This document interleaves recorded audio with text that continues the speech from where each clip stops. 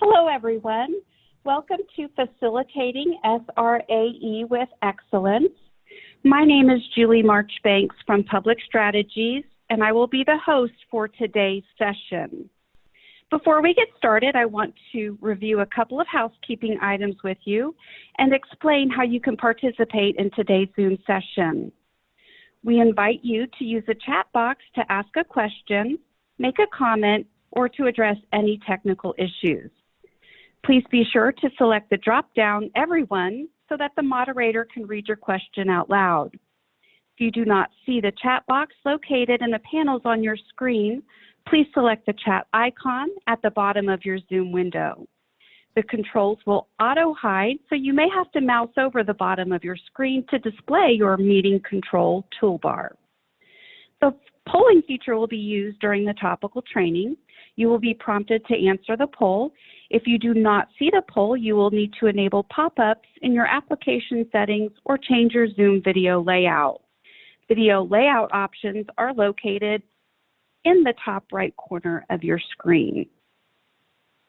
This presentation will be recorded. Recordings, presentations, and handouts will be available on the Exchange about 1 week after the topical training has concluded. At this time, I would like to welcome our moderator, Melissa Walther, National Project Director with Ascend. Great, thanks, Julie.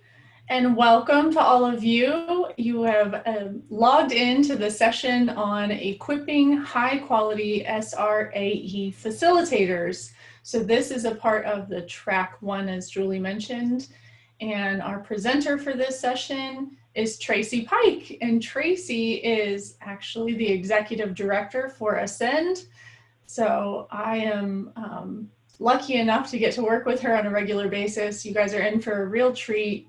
This is great information, and Tracy is fantastic. So I'm sure you're going to really enjoy this one. So Tracy, take it away. Thank you so much, Melissa. I appreciate all the accolades. I want to start with a true story. Before I do want to say this. There are so many amazing people on attending this seminar. I know that some of you have been doing this for years, as I have, and are qualified to teach this. And some of us have never taught sexual risk avoidance education at all. So I know we cover a gamut here in representation, and I so miss that we cannot speak face-to-face because I'm such a people person. But I'm very grateful that we do have the capabilities through Zoom to at least still connect. And it's kind of cool, right, to attend a seminar and you could literally be wearing like your flip-flops. So that's kind of cool. I want to start with a true story. When I was in 6th grade, I came home from school one day. And when I came home from school, I ran up this long driveway and my mother was standing at the front door. And you guys, she was so serious. I literally thought like something tragic had happened. I thought maybe my dog had died. And so she led me by the hand and sat me on the couch. And she looked into my eyes and she said, "Tracy, did you have any questions about the video you saw at school today?" You guys, I seriously thought I would melt. My parents had signed off on an agreement that I could watch a video on human growth and development.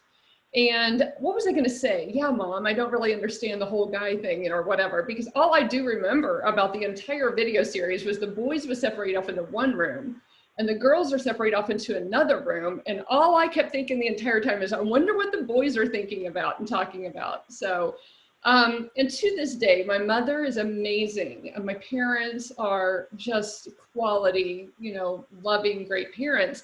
But my mother would tell you today that we had the proper sex talk. And I don't know about you, and I don't really know where you stand on that issue and what kind of, you know, conversations you had or didn't have.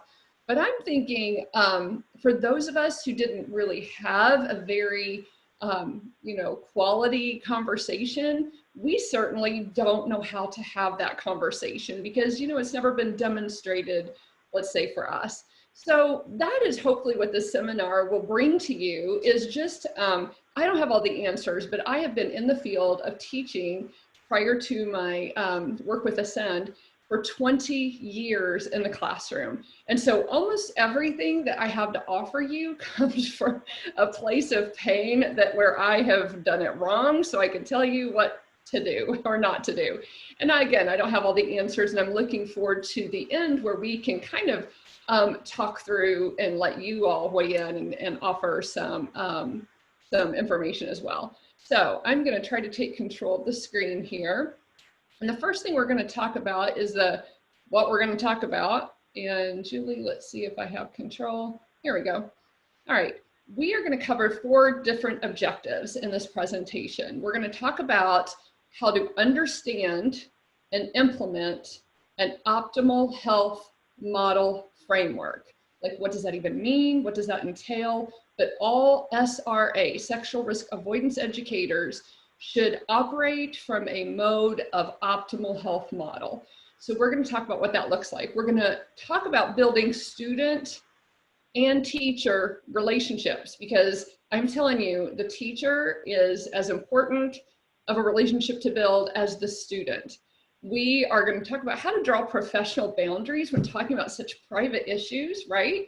And then we're going to develop confidence in presenting. So let's start by talking about understanding an optimal health framework.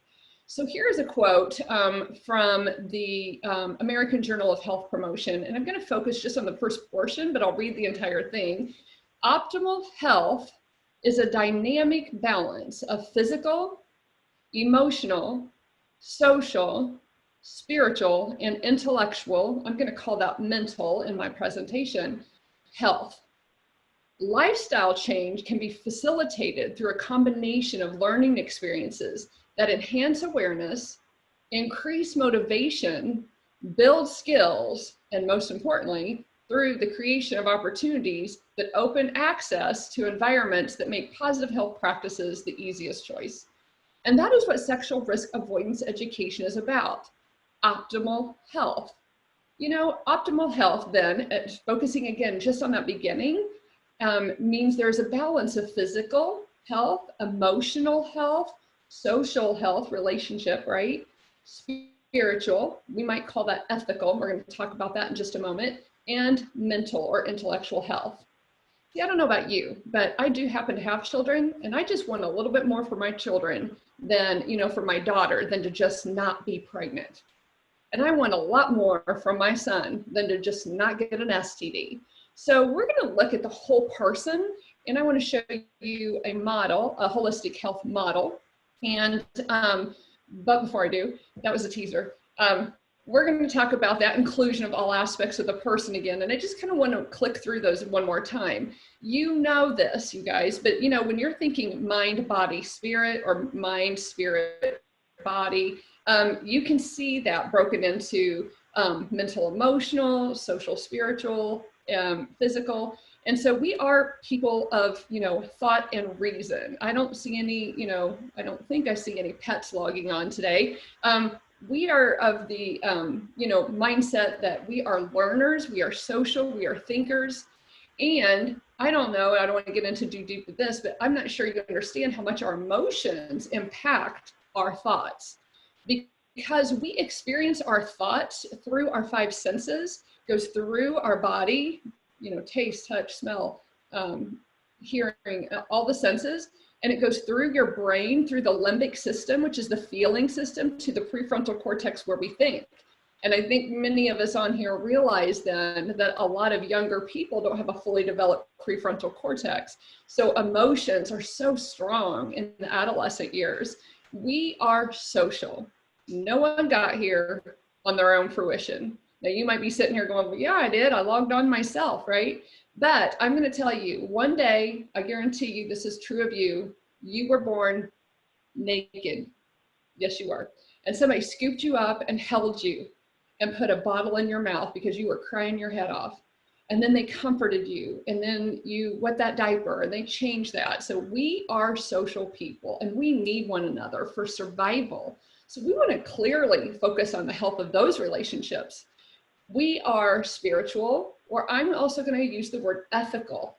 Now, we are not all maybe people of religious value, morals or values, or consider ourselves religious. So that's why I want to make sure we hem in the word ethical, because in the public school system, I'm going to use the word ethical until the word spiritual is offered by a student. Say, well, I think of that as spiritual, and say, of course, people who have religious morals or values might think of that as spiritual, but we are all ethical nonetheless.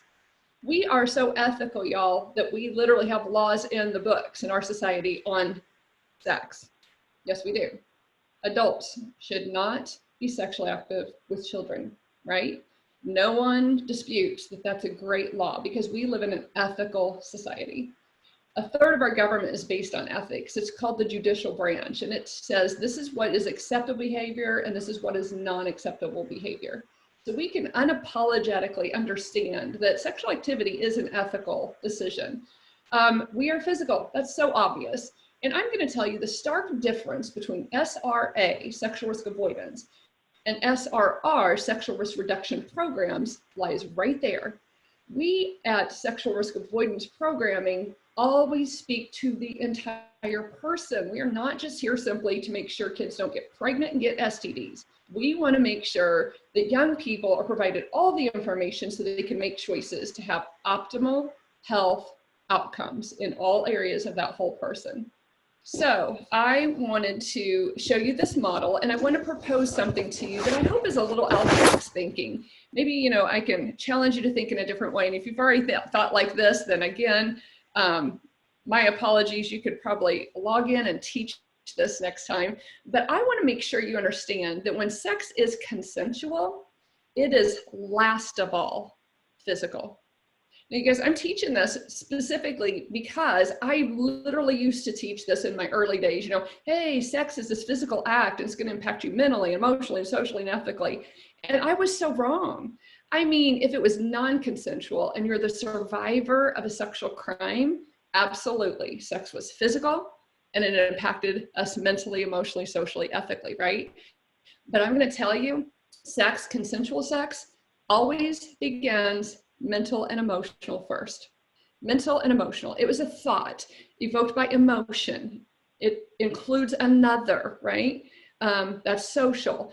And is consent given? Yes, yes, okay. That still doesn't constitute that it's healthy. We'll talk about that a little further in a moment. But sex is lastly demonstrated physically instead of a physical act that impacts us holistically. I hope you understand that. And I hope that's a kind of a new way of thinking for you and to teach also. I want to share with you a quote from this brilliant author. His name is E. Stanley Jones, and he really encapsulates this very important aspect of looking at the holistic health of the whole person. E. Stanley Jones says this. He says, if one part of the nature, and he's talking about the holistic health nature, mental, emotional, social, spiritual, ethical, and physical, demands satisfaction at the expense or sacrifice of the rest of the other aspects, the result is not satisfaction, but inner division or unhealthiness. So therefore, we cannot elevate one above the other and think that we are healthy people. And again, just to reiterate, that's what sexual risk avoidance is about. It is about holistic health and optimal health outcomes in all areas. And that's the stark difference. Again, sexual risk reduction programming usually is focusing on just the reduction of physical risk.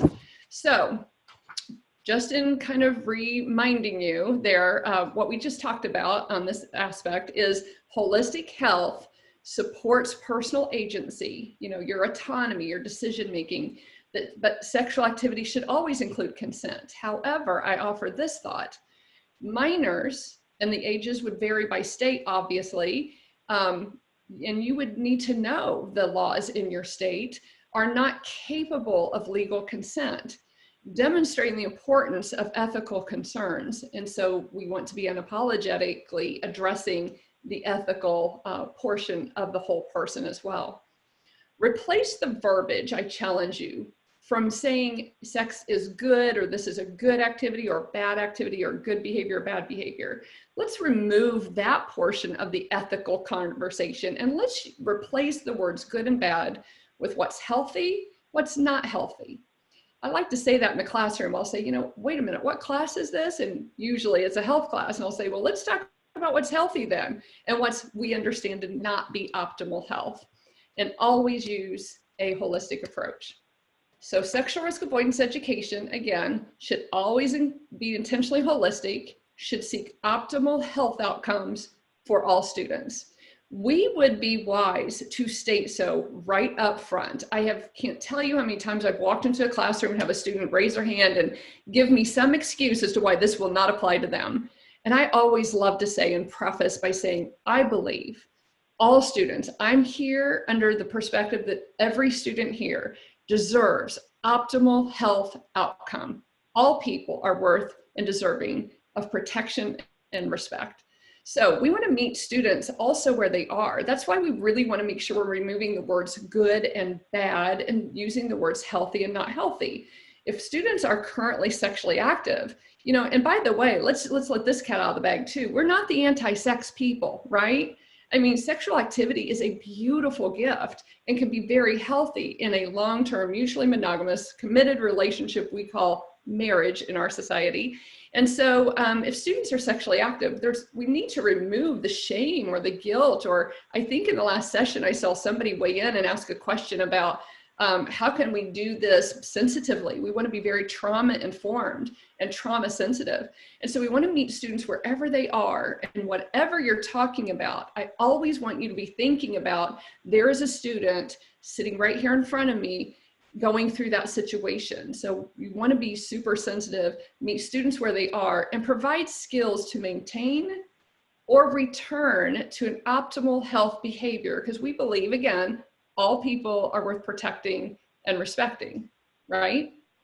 So we're going to move on to, once we have got this foundation of understanding what our curriculum should certainly focus on, we're going to talk about building the strong teacher and student relationships. And I don't know about you, but you know, it didn't really dawn on me for quite a while that the teachers are the gatekeepers to the students. So, you know, what they say about you coming in the classroom before you arrive or after you have left could make or break your entire presentation. I don't care how many educational doses, you know, or days you were with them, you know, if they set you up to fail as unreliable or untrustworthy, then you're doing a song and dance for 5 days, because those teachers have a relationship with the students have the relationship with the teacher that you don't.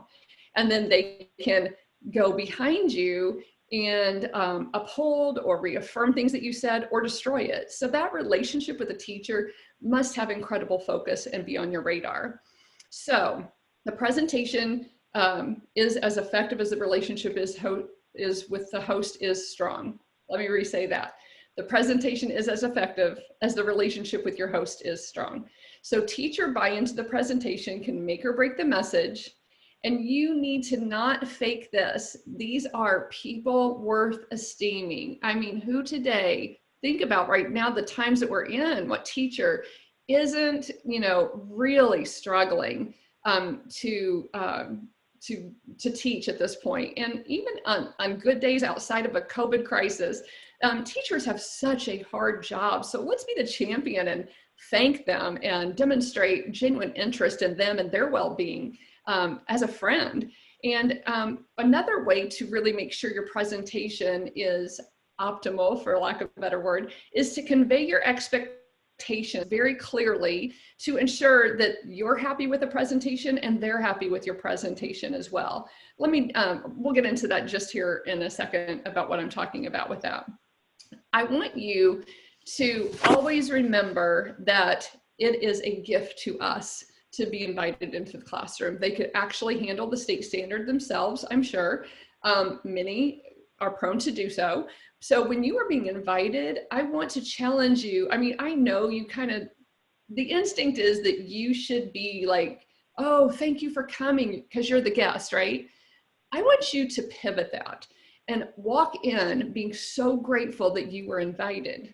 Use thank you very generously with the educators because they deserve that, and thank them for the opportunity to impact lives. I know most of you on here are I mean, let's be real, nobody's in this for the money, right? Okay, so I'm saying most of us on here have just this passion and heart for young people. So, you know, that having the opportunity to be invited into the classroom and impact lives is just priceless.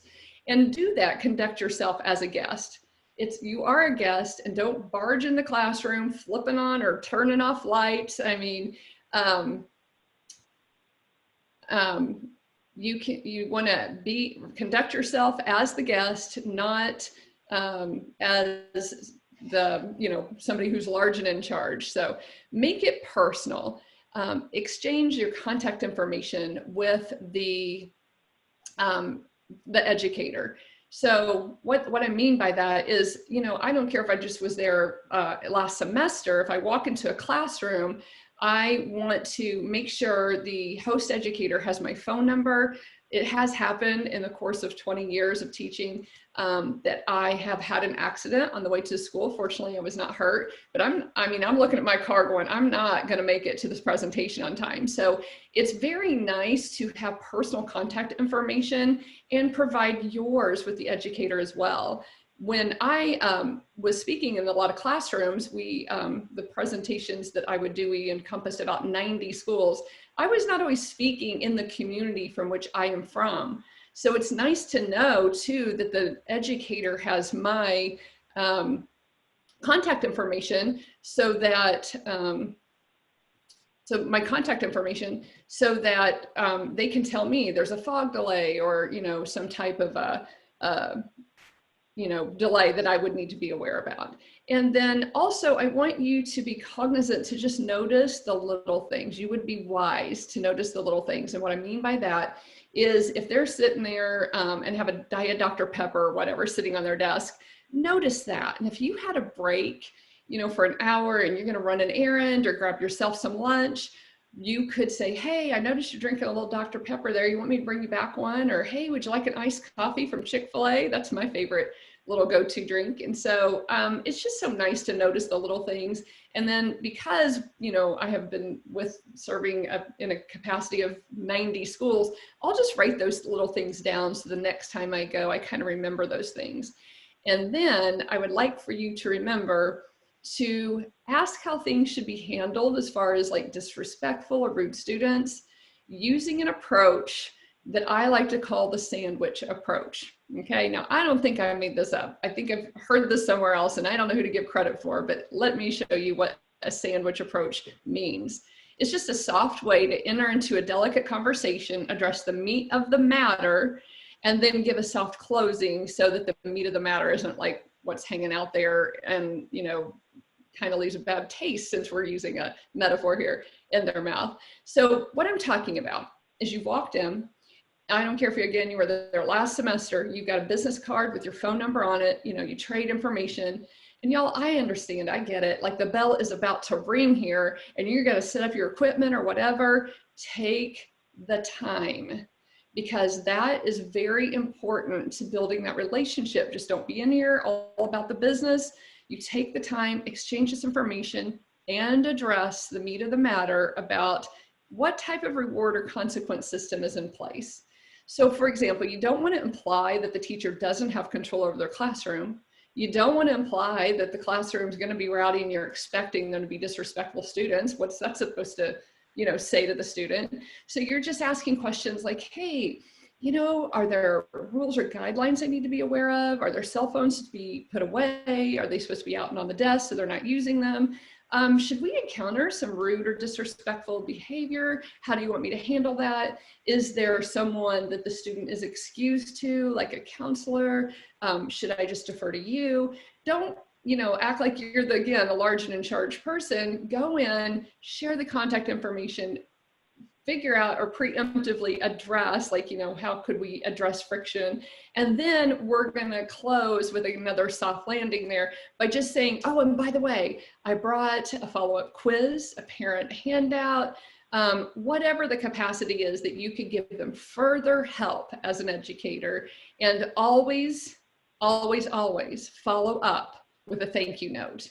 Even if it's just shooting them an email afterwards saying, oh, so gracious of you to partner with me. I like to provide them with a little parting gift. And I know we all have, basically we have restricted budgets, I get that, but I used to buy a little bag of popcorn, like the chocolate covered dip popcorn or whatever, and just leave this really almost like a sample size popcorn with a little note or sticker that said, "Thank you for allowing me to pop in and partner with you." And those are just such nice, like over the top, unexpected, of course they end up learning to come to expect it from us, but just notes of appreciation, because these educators are rocking it. And so are you as a presenter if you follow a lot of these guidelines, just up your game, right? And so let's talk about now conveying host expectations for a successful presentation. This is what I mean by that. Before you arrive, it would be wise to send a confirmation email. In that confirmation email, you're confirming your dates, your times, asking them, here's a few tips on the slide, to check the school calendar for events, field trips, anything that would disrupt your presentation. For those of you in attendance that have sat here and known that, you have been in a classroom and you're on the third day and it's such a pivotal point and half the class got up and walked out because it was picture day, it's so frustrating because, your concepts tend to build and your trust, is, built. And so you're losing a lot of momentum in your presentation when people are walking out the door. So just remind the host something simple like, hey, would you mind checking the calendar, make sure we're on and clear. Remain present in the classroom at all times. Ask the teacher, this is what I'm trying to say, to remain present in the classroom at all times, because they are the authority and you are the guest. Now, it does dawn on me, some of us here might have a model where you are doing like an after school program. I'm talking about a traditional classroom setting in this particular situation. But this is a protective factor to have another adult, especially if it's the teacher and they're the host, in the room, because if a student walks home and misinterprets something you said and said the guest speaker said this, then the teacher saying, wait a minute, that was said in the context of this, right? And again, just for classroom control also, the teacher should be reminded to remain in the room at all times. Ask the teacher also or your host to prep the room prior to your arrival, because a lot of times, there's another class literally sitting in there before the bell rang, before you're able to even come into the classroom and start setting up the equipment. So if you could ask the teacher, hey, could you have all the desks facing forward, or maybe you do like them in the little grouped facing each other, but I prefer the desk facing forward, facing the whiteboard, and or is there a white wall for which I could project? Just simple little things that'll, here's what it dawns on me, you guys, is when I have walked out of a presentation frustrated, I usually have to own it that I did not articulate well what I expected. And I'm not saying you got to be a diva and this has all got to be done, but if you could just help them understand how to host you well, then a lot of frustrations could be avoided. Also, I want to make sure you share the protocol for reporting incidents in your email, your prior email, and then maybe even in person, according to policies and procedures. So you should know what your state's laws are for reporting crime. Because of the delicate nature of what we talk about in sexual risk avoidance education, right? We need to understand this is such delicate information that it could be revealed to you, sexual crime. And I'm from the state of Indiana, where in Indiana, as any adult walking around the state of Indiana, if a crime by a child is revealed to you, then you are responsible to report it.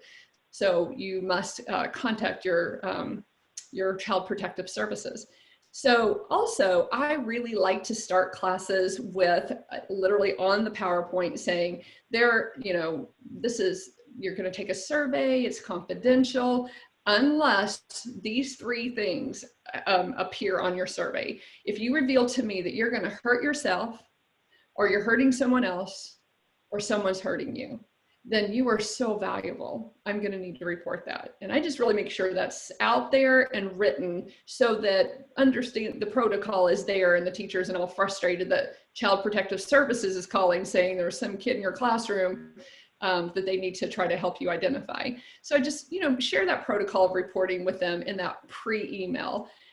Also just your basic expectations of providing empty AV carts or tables, different things that seem so logical, you guys, but I've done this the hard way where I'm sitting up and I'm trying to find a desk. I'm like, hey, student, son, sweetie, would you please let me use your desk to set up my projector, But when we could convey that we are gonna need some space for our materials, it's just so much more professional and smooth. Provide any equipment or ask the host to provide any equipment that you do not plan to bring yourself, and be very specific. So last fall, when we were able to travel, I was at a presentation and the projector was to be provided for me. And that's very nice not to have to lug that in and out of the school. However, when I arrived, that projector was so old and dim that we had to lower the lights just to see, the image being projected. And you guys, it just really detracted from the positivity of the message that I want to bring, to be talking in such a dimly lit room. So I challenge you, I have found that 3,200 lumens is about the minimal amount I like so that you can present and present positively, even allowing your environment to be positive. I hope that's a helpful tip. All right, so here's a couple of the do's and don'ts when we are working with building now student relationships. We spend a whole lot of time just on, building a relationship with the host and setting ourselves up for success. Now let's just talk about a few things. And again, some of you could teach this, but let's talk about how we can build the strong relationship and connect with students, because connection is vital. Do state your facts. Do have medically accurate information, scientific-based information. Always present your facts, and therefore you do not have to overconvince. You guys, whenever I hear myself kind of begging, I know I'm trying to overconvince. We need to be confident in our curriculum, in the optimal health. Y'all, this is the drop the mic, issue that we have on our side. Facts and data tell you that saving sexual activity until marriage and being faithful in a marriage, monogamous in a marriage, is the healthiest, best lifestyle choice for our sexual health. We all know that. We do. Okay, the facts are literally on our side and the data supports that. Ask questions back to make sure you understand a question being asked to you. Don't be flip and don't be offended. We're going to talk about that a little bit more, but what I mean by that is, a question could be asked of you that you kind of suspect was like a gotcha question. Don't take it that way. Be super hard to offend, even if they did mean it like a gotcha question. And then ask questions back to kind of, make sure you understand. Now, is this what you mean by that? Or are you trying to ask this, or that? And so ask questions back, and it gives you a few minutes to really frame your own answer. And at the conclusion of this presentation, we're going to talk about for a minute, just like we did in the last presentation, ways to answer questions back. We'll be talking about that a little bit more. So be very open-minded. Y'all, out of a whole class of 25, 30, a whole 136 people on this presentation, not everybody's going to agree with you. So you are not there to win friends. You are there to be open-minded, compassionate, state what you know, provide information for optimal health, because you're there to win the life, not the argument. Do not argue. You stand on your facts and data. This is what we know. And every young person, every adult, everyone we're communicating with has the opportunity to, to envelop the message or discard the message. And that's what we're about, right? Is just giving the information, leading, guiding, empowering, equipping, that they have efficacy and know how to, and then motivate as well. So let's talk now for just a minute. I know I'm going super fast, but I'm doing that for the sake of time, about setting professional boundaries, because we are talking about some very personal things. So it'd be wise of us to think about boundary setting ourselves in a presentation to remain professional. Sexual risk avoidance educators should have very high professional standards. Let's look at what those look like. So professional personal boundaries would include when asking or when answering public questions, respond compassionately. As I mentioned a moment ago, you have no idea what that child is going through. You know that whatever you say, there's somebody in the classroom going through that, you know? And so that's another good reason also to always remove those words good and bad from your presentation and focus on the health. What is healthy? What is not healthy? We want to be compassionate in our response and not offended, right? Most questions are being asked sincerely, and young people don't usually really think about the position they might have put you in by asking something. So I'm asking you to assume innocence, okay? Explain boundary setting. So let's just be clear. You're teaching a sexual risk avoidance education program, and the question, if it hasn't yet, will be asked of you. So what'd you do? You teaching me all this, what'd you do, lady? What'd you do, right? So you better be ready to have your answer. What did you do? Well, you could actually, share that you might have made some unhealthy choices yourself, because I'm going to tell you that the most powerful presenters I know on this topic speak usually from a place of pain. And they regret some of the decisions or outcomes. And that's why they're so passionate to come to students and say, you do not have to repeat the cycle. Or you could use a statement example about boundary setting. You could say, I'm here to teach boundary setting, and I'm going to show you how to use a boundary right now. And I'm going to draw a personal boundary and not talk about my private life in a public setting, because healthy adults do not share private information publicly. That would be another, great alternative of what to say as well. So decide ahead of time, because whatever question you're afraid is going to be asked of you, you betcha it's going to be asked of you. So we have to have preemptive, thought through, healthy answers and responses for students, because they don't always think through about what kind of position that put you in. Also, I want you to frame your answers objectively. I think that would be very, very wise of us.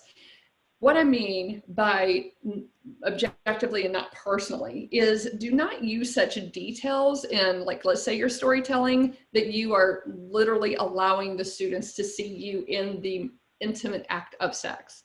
Now, I'm not saying you can't say, oh, I made some choices and, I became a teen mom or a teen dad. I'm saying so much detail that they are literally unable to envision you in that act of sex would be very unprofessional. Do not use yourself in examples in sexual scenarios in the classroom as well. That's how you can frame things objectively. If one person was to, and then another was to, never put yourself in that personal sexual situation. It would be unprofessional to do so. And then let's talk about professional boundaries on delicate issues.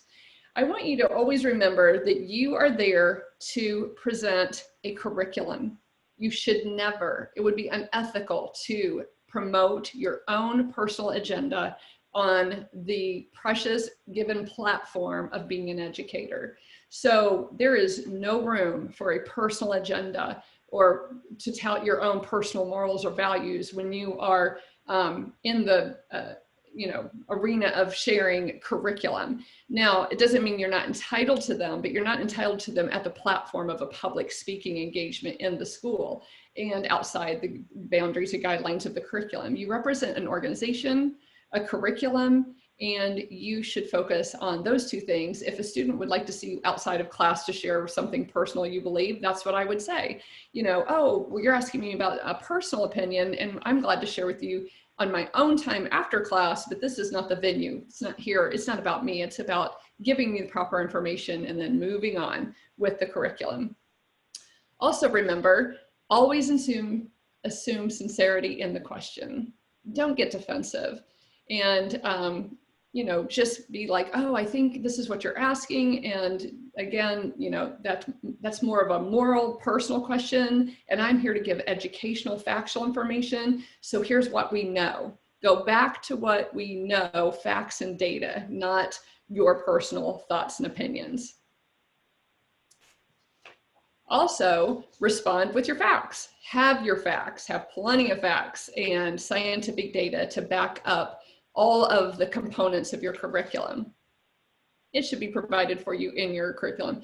And I want you to encourage critical thinking too. Let me give you an example of that. If a student was to ask you a question like, well, hey, if they consent and they consent, then how isn't that okay? If both people are consenting, okay, why don't we ask questions back to allow that student to think further instead of give a flip answer or an opinion, right? So what if we say, oh, well, let's think about that. How old would these consenting people be, first of all? Is consent the only thing to consider for sex to be healthy or risk-free? Or would there still be risk involved? Let's encourage critical thinking by asking questions back. That's a very wise way to continue dialogue and continue encouraging critical thinking skills. So let's talk about and pivot then about you and your presentation style. And let me give you just a few tips along the way as far as when you're presenting. Know your material. Know way more than you could possibly say in the amount of time you're being given. Have, illustrations and skits. Use what they call differentiated learning styles. There's all type of learning styles. I would highly recommend you evoke them all, solitary learning, group learning, the critical thinking skills and participation and skits and, any type of different types of learning styles so that, not just visual, but reading and critical thinking. So know your material and always have more material than, and, encompass all those differentiated learning styles in your presentation. And for goodness sakes, you guys, storytell. Do storytell. And it doesn't have to be your story. It could be your story, but I'm going to tell you, a story is creating yeah, me too. Remember, I started this presentation with a story when I was in 6th grade, and this was my experience, and I didn't feel like I had a very good conversation about sex. And, it probably got you thinking about any conversation you ever had, or you could be sitting there going, I saw that video, So let's always make sure we're telling stories, that they are true stories and that you have permission to tell that story as well. Now, what I'm talking about there is, I have a very good friend that's given me permission because when she was 16, I drove her to school every day while she was pregnant. We rode together in the car and I saw how cruel and mean people were to her. And I stood by her side. She was a hero to me to be such a young person and a teen mom. And I've just championed her. So, tell stories and evoke emotion. We're going to talk about that here in just a minute. Because people, you've heard this, people don't care how much you know until they know how much you care. And so just be relatable. And that brings me to the third point, be expressive. Now, you guys, I'm not trying to get you to be all passionate and animated like I am, but I am saying you have to be passionate about this topic. And I believe you are, or you would not be here today. You have got to be pretty passionate about young people and helping them achieve an optimal health outcome. So be expressive. And I'm going to give you a few tips as far as like how I think that would be helpful to you. And by the way, there's so many like TED Talks and books on presentation styles, but I'm talking about just getting a good night's sleep, not just, overloading on caffeine to give yourself energy. You have to take care of you. You have to stay hydrated. You cannot speak all day, every day for 5 days and remain good and passionate. So I have found that after about 4 presentations, I am tapped out personally. And so, just know your limitations and for goodness sakes, practice. And then practice some more. And then when you're tired of practicing, practice one more time. That's what you do to really be confident with your material. Practice with your words, saying your words. I've had people observe me. Melissa and I are doing we are co-teaching tomorrow a seminar about observations. And I've had people observe me and tell me that I said a word incorrectly.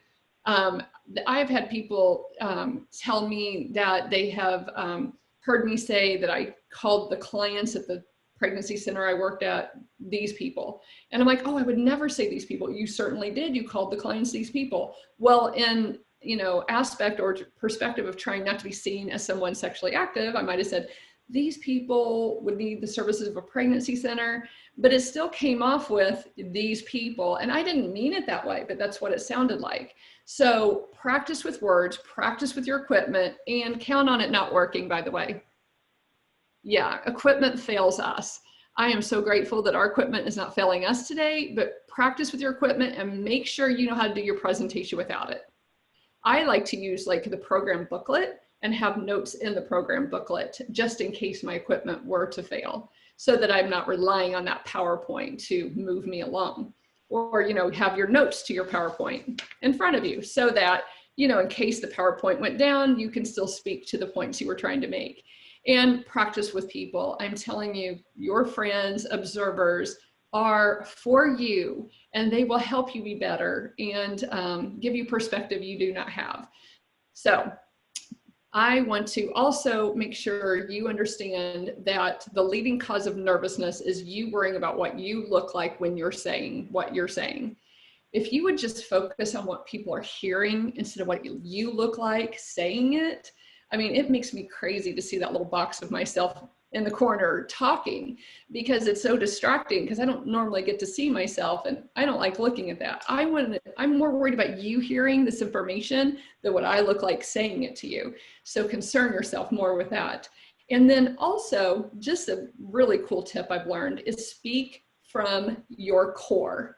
So if we were, you know, in each other's presence, I would show you that your core is, you know, right there below your rib cage kind of, and it would increase your voice strength. You can project louder than when you speak from up here, your higher register. If you're speaking from your core, I'm not implying that deepens your voice. It just gives more energy and breath behind your words. It increases your energy for the day as well, because you're using your core muscles, and decreases the voice strength on your vocal cords. Basically, you can find out if you're really able to use your core if you would lay flat on your back, and lay flat on your back, put a book on your belly, and see if you could breathe and move that book up and down. It'll help you understand where your core is and if you're breathing or speaking from it. I hope that's a helpful tool. Also, if we were together, you guys, you would not be able to keep up with me because I'd be all over the place. I like to move around the room, making sure I've made eye contact with every person.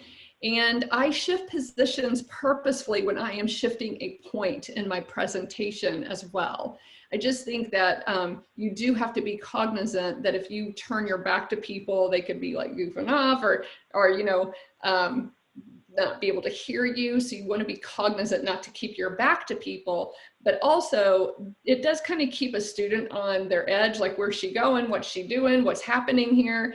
And then also, you guys, if somebody is like on their cell phone, and I want them to stay in the class, you guys, I don't want them to be dismissed. And so I'll walk over and just present standing right next to them. It makes them super awkward, and they're kind of like, you know, melts into, and they, you know, put their phone away or whatever they were doing, not talking, not whispering anymore. So I want to end on something that I've just tried recently. And really, this could be a whole day module all in of itself, but I want to propose something to you and have us try it at our conclusion if we have time after the questions. But Aristotle came up, I did not come up with this, a brilliant man named Aristotle, you might have heard of him, came up with a thing called the rhetorical theory of communication. And basically what this means is, he said, any type of well thought through and effective communication entails three things. Logos, which is your facts, is kind of appealing to the logic. It's a logical appeal used for reasoning. That's why we want to use medically accurate data. That's your logos, okay? Pathos. Pathos is emotional appeal. That's where your storytelling comes in, or just the evoking that you believe all people are worth protecting and respecting. That's just like kind of mustering up a, yeah, like a, you know, emotion, okay? And then ethos, okay? That is your ethical appeal. Now, what that sounds like is morals and values. That's not what that means. It means what qualifies you to say that or be here. It's your qualification, your credibility, your trust factor, okay?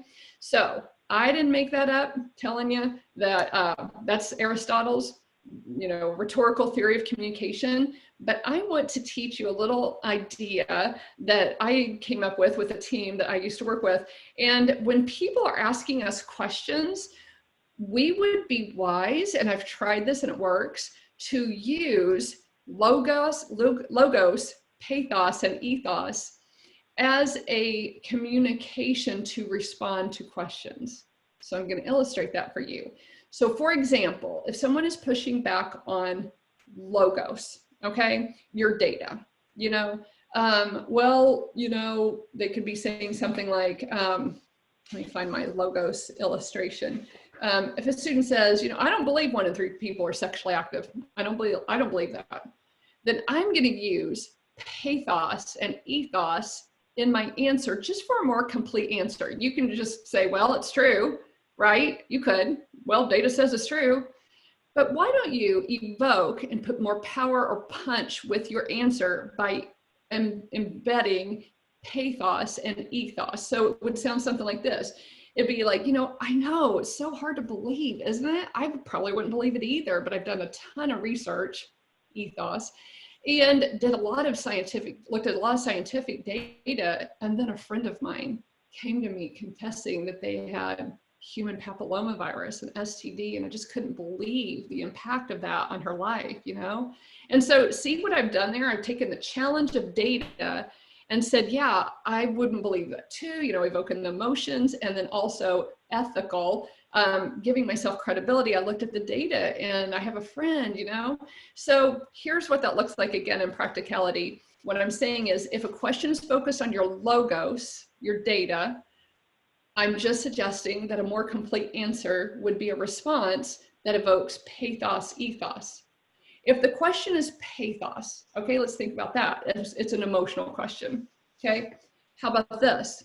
Well, my mom has never married and she's not a bad person. She had sex, she had me, she's not a bad person. That isn't a very emotional story. And that's evoking pathos, right? So a response to embed your data and your credibility is like, you know, sympathy, empathy, evoke some pathos back. Of course, she's not a bad person. She sounds like she's very amazing to have raised you alone and, you know, or raised you and to be so critical of a thinker.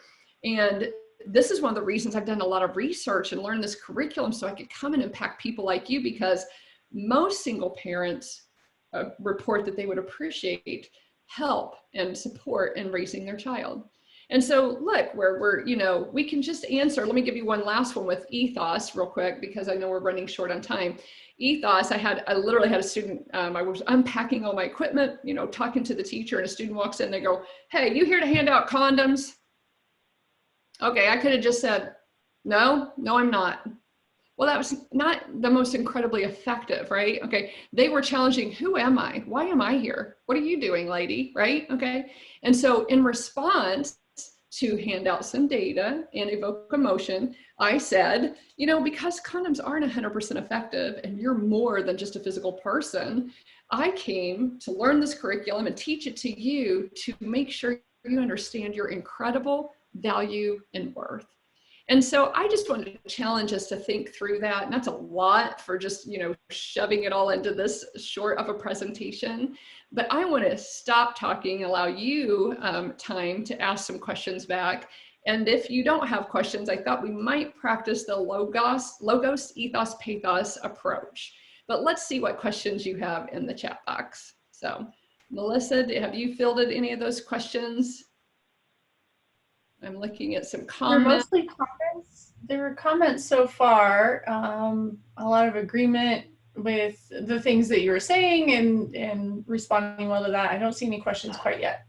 It takes a few minutes for people able to chat or type things. So think through, because I talk so fast, you guys. I have like adult ADHD. Of course, I'm self-diagnosing off the WebMD, which is not a good, healthy idea. But thank you for the kind compliments. Let's think through about what we learned about holistic health and relating with the host and the student. Maybe you could even share some of your ideas of the, departing gifts. I mean, I've been in presentations where people are like, hey, we did this really worked for us. And if not, again, I have a question in my queue for you that we could practice the logos, ethos, pathos. I hope that was really inspiring to you to consider. Again, there's nothing wrong with just answering the question directly. I just feel like it gave it a little bit more meat and kind of allowed you more opportunity, right, to engage with the student.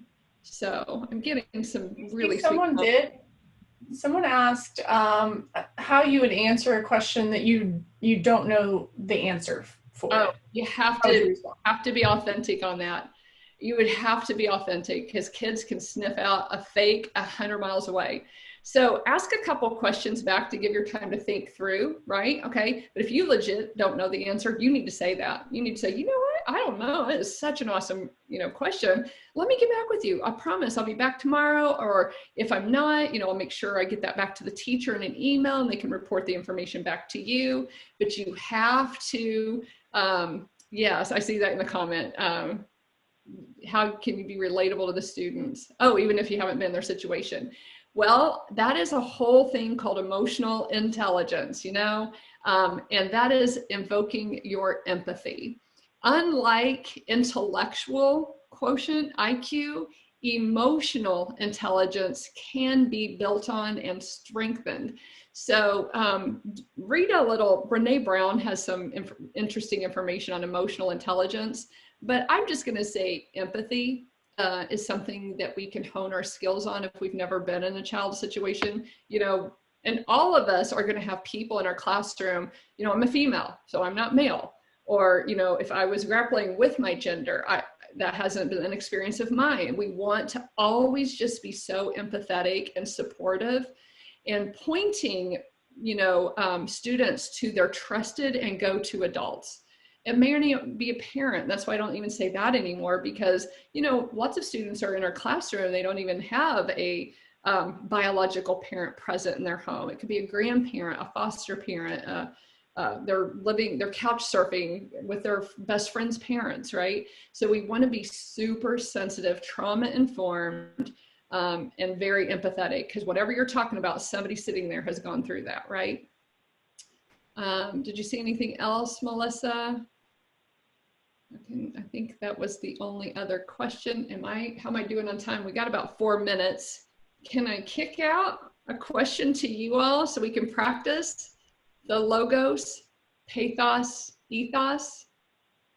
The student connects with the facilitator. What happens? Okay, that's a great question, Rodlin. I'm seeing that. What happens when a student wants to connect with a facilitator beyond the classroom?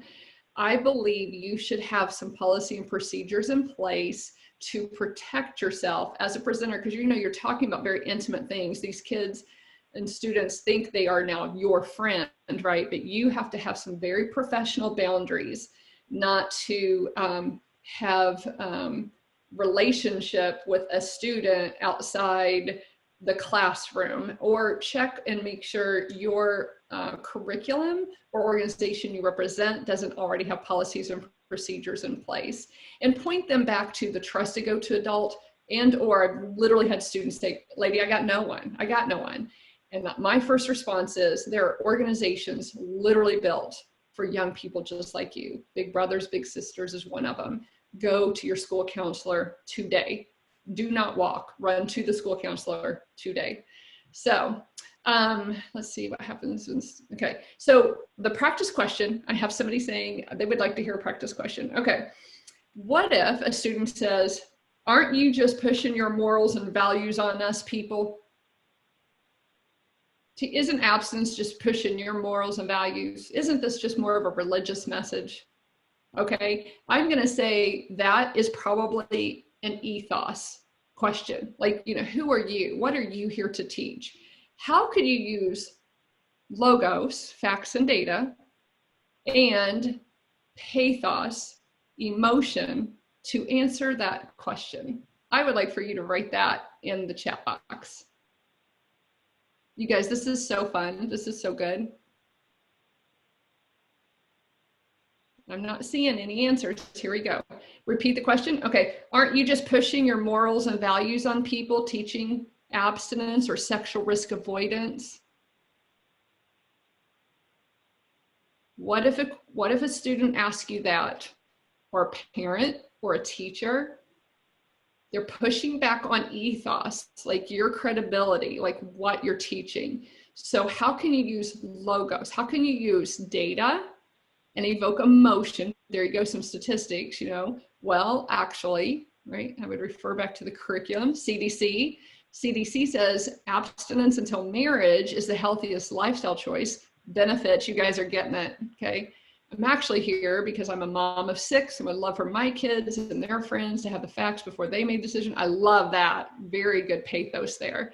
So I'm honestly trying to help save some from the mistakes I've made. Yeah, that's a lot of the, and you know your facts. That is your reality, right?